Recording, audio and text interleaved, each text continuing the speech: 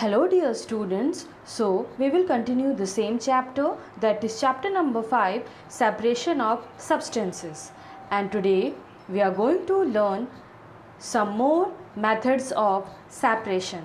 So let's begin. Sedimentation, decantation and filtration. Step 1. Sedimentation.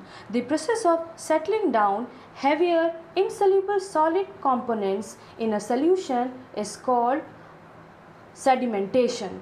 The components of mixture which settles down is called the sediment and the clear liquid is called as supernatant.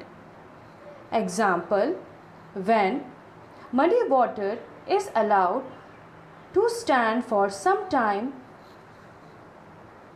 mud and sand particles settle down as sediments and the clear water is obtained as a supernatant.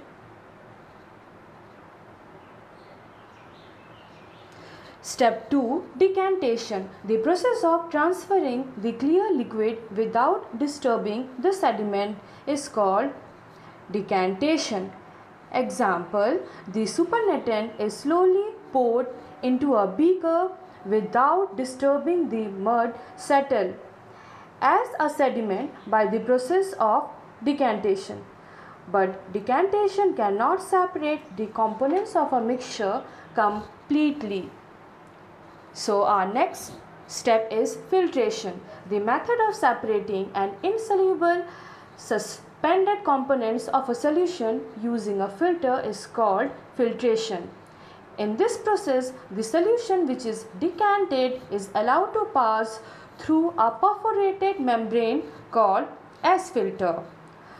The filters can vary with their pore sizes, which allow only liquid particles to pass through them.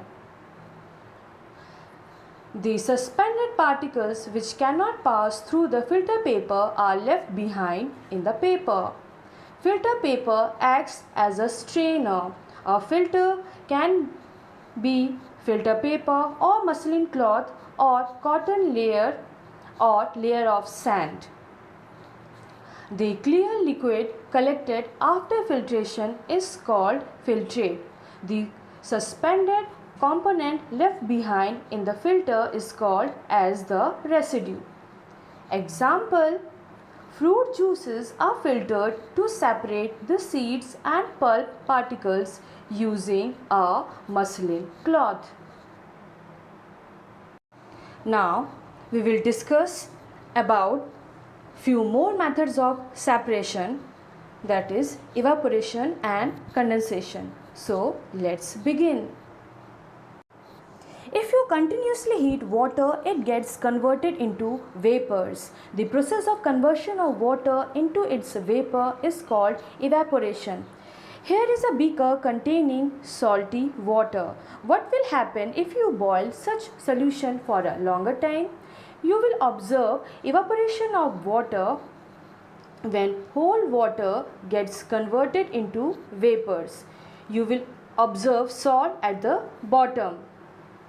The vapors are cooled to form water which is collected in another beaker.